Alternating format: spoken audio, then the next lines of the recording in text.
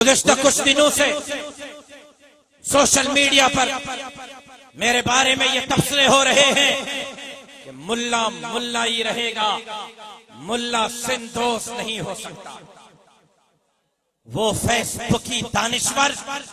جن کی فیس بک سے باہر کوئی خدمت نہیں، وہ مجھے سندھ دوستی کا سرٹیفکیٹ دیں گے، میں آپ کے رحم و کرم پر سندھ دوستی کا سرٹیفکیٹ لوں گا۔ اگر منزل گاہ کے دھماکے کے بعد بھی صبر کا دامن ہاتھ سے نہ چھڑانا اور صبر میں رہنا،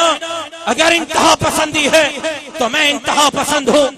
بائی جی کے علماء کی جنازے اٹھا کر اگر میں نے صبر کیا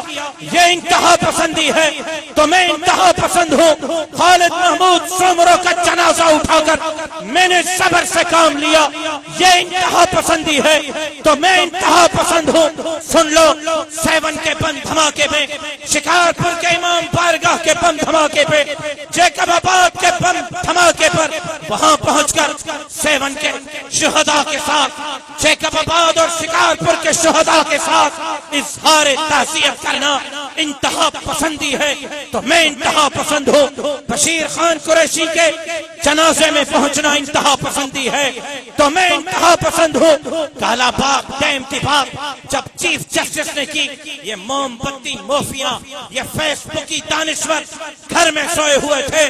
میں نے میدان میں کھڑے ہو کر کہا تھا کہ کالا باغ ڈیم بناؤ گے جوتے کھاؤ گے۔ سندھ کی تحفظ کی بات کرنا،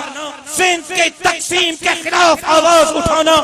لاڑکانہ کے مندر، جیکب آباد کے مندر، گھوٹھی کے مندر، شکارپور کے مندر میں آگ بجھانا اگر انتہا پسندی ہے، ڈاکٹر نمرتا کے لیے آواز اٹھانا اگر انتہا پسندی ہے، صحافیوں کے قتل عام پر آواز اٹھانا انتہا پسندی ہے تو ہاں میں انتہا پسند ہوں۔ لیکن سن لو، خواتین کے حقوق کی بات اسلام کرتا ہے، خواتین کے حقوق کی بات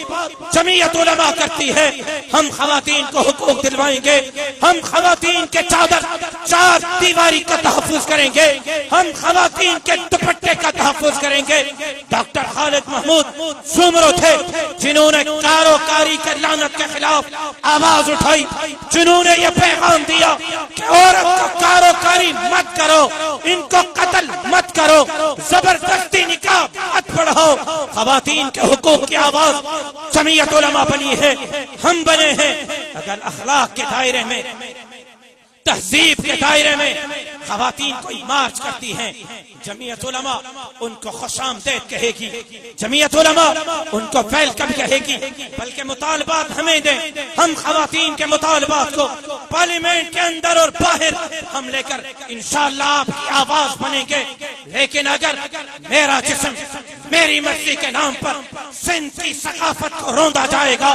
میرا جسم میری مرضی کے نام پر ملک کی ثقافت کو روندا جائے گا، میرا جسم میری مرضی کے نام پر اسلام سے مذاق کی جائے گی، پاکستان کے آئین سے مذاق کی جائے گی، یہ پاکستان کا مطلب کیا،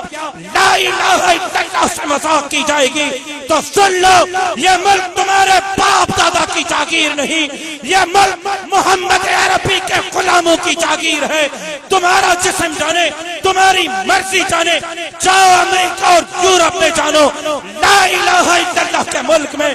میرا جسم میری مرضی نہیں چلے گی، میرا جسم محمد عربی کے شریعت کی مرضی چلے گی، اللہ کے حکم کا قانون چلے گا۔ اور اگر یہ حرکت کی گئی میرا جسم میری مرضی جیسے فحاشی اور یعنی کہ یہ بازار گرم کیے گئے تو ہاں بابا کے توہل کہتا ہوں، ہم اس کو بزور قوت